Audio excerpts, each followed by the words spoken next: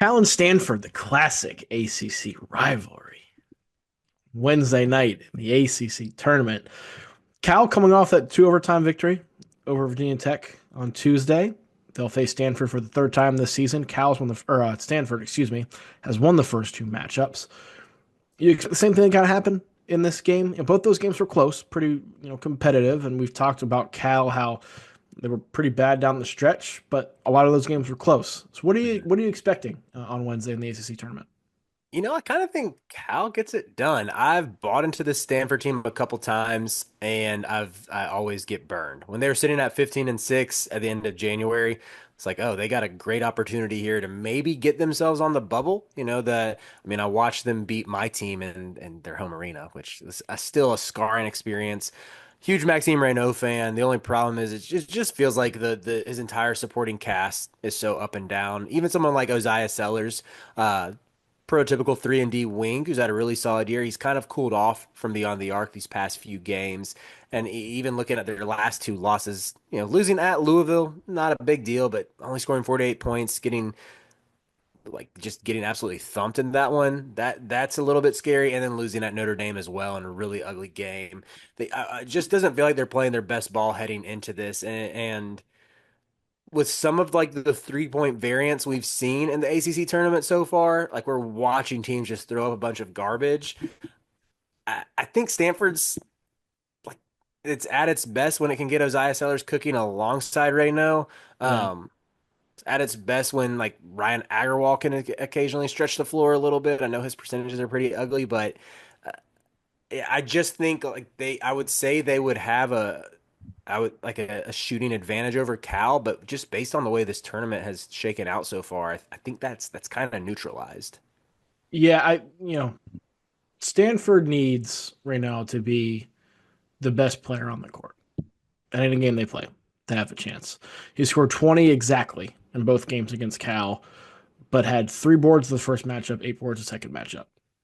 So like he was producing offensively, but he was a lot of it was at the line. Like the last Mhm. game against Cal on February 22nd, it's a 5 point win for Stanford.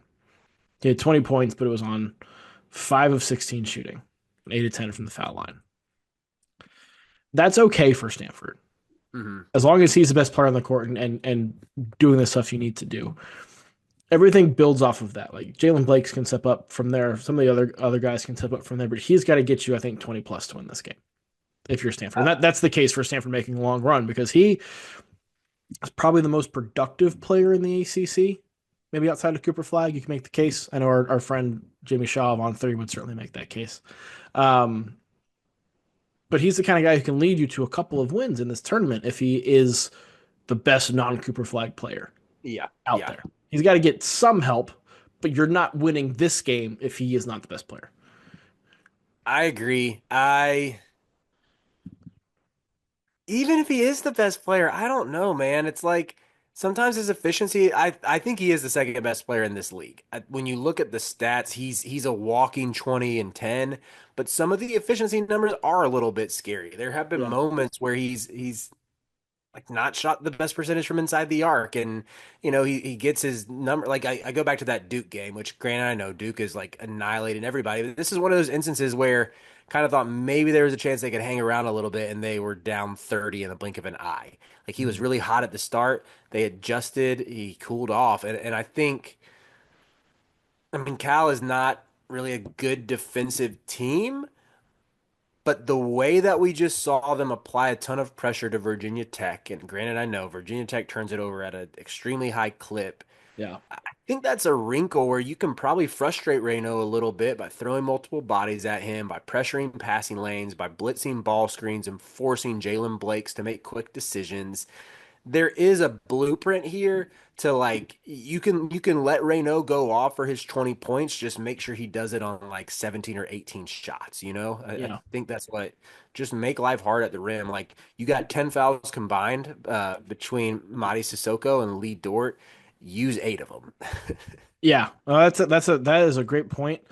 But I will say that Cal needed all 29 points from Yeah, that's Stojakovic true. That's to true. beat Virginia Tech despite that defensive effort. So to me, if you're going to let Renault have a good game. You got to have somebody have a great game that matches him as well. Another great individual performance. Do you see that in Stojakovic? Do you see that from somebody else on this Cal roster being able to step up? I'm very curious to see how Jeremiah Wilkinson responds just after having a terrible day. I think It's three not for great. 16 from the floor. Shout out to our friend Kevin Sweeney who tweeted out that I think, what was it? Wilkinson was one of three freshmen this year to average 15 points per game in conference play. Yeah. Let me see if I can find the exact tweet because I might have botched the number there. But It something, was him and Cooper Flag and someone else who really awesome.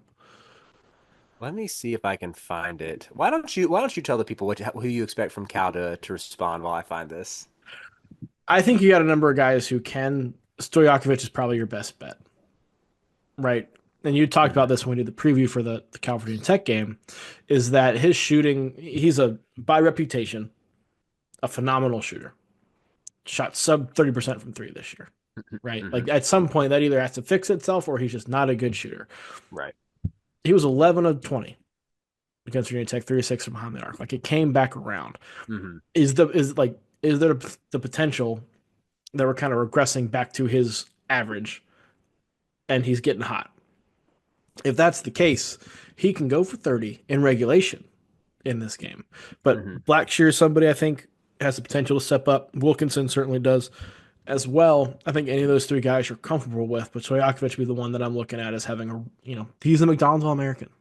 Uh, He's the one who's got the real potential to take this over.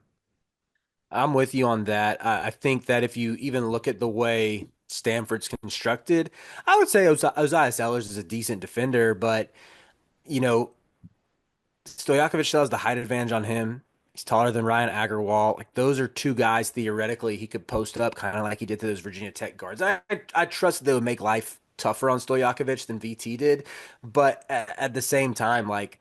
I, if he continues this heater, it just felt like he was getting wherever he wanted to on the court. And every time he shot those mid-range jumpers, they were going down. He had a couple really nice drives to the basket as well. And granted, like you're gonna need someone to seal off Reynaud to stop him from swatting those drives. But Yeah. yeah, I like him to.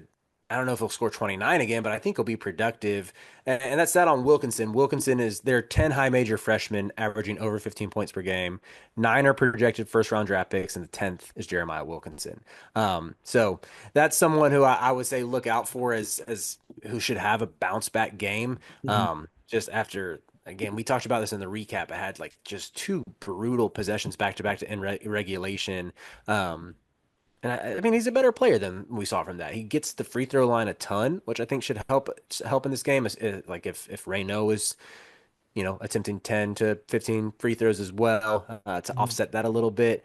And just, I think, gives them like a level of like quickness and a little bit of athleticism in the backcourt as well. It should just keep Stanford's defense a little more honest. That level is honestly what college coaches probably prefer, where you are productive at an NBA or productive producing the same as NBA talent, but you're the one who's going to stay in college for quite some time. That's the sweet spot for college coaches, Right. right? Now you got, but then you have to keep them on the roster. Yeah, then you have to keep them. That's exactly what I was going to say. And Ken fend off Palm, Tanner. Ken Palm has Stanford winning this game, 74-71. Do you see that as well? You kind of hinted that you liked Cal in this one. Man, these games are all they're every game has been well, I guess the Syracuse Florida State game. Well, it ended pretty close, even though Cuse was in control for a while. These have all been close games so far between these ACC bottom feeders.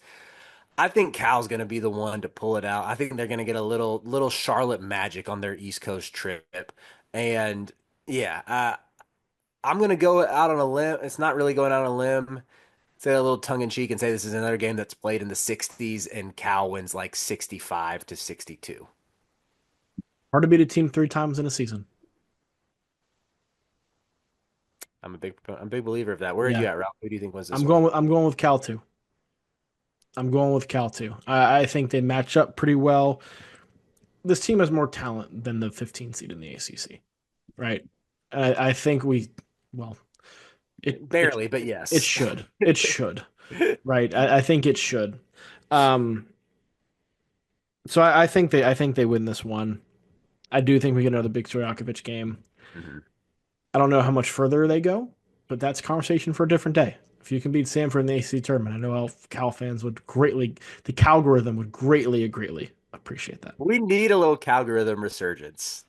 I've been thirsting for that. A Calgorithm ACC tournament run would be phenomenal. Would be excellent, excellent content. That would redeem the Corey Alexander Jim Boeheim soundtrack that is No, it wouldn't. characterized this week. No, it wouldn't. Yeah, that's No. a good point. I did learn the first thing I've ever learned from Corey Alexander is that apparently when when Stanford and Cal play each other, it's called the big game.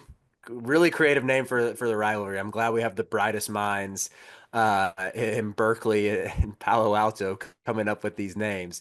But he said it would be the first big game in Charlotte. So yeah, this will be fun to see the big game round three this year. That's what I learned from Corey today. The rest. Oh man, my mute button's really going through it. ACC fans watch this channel and not Corey Alexander.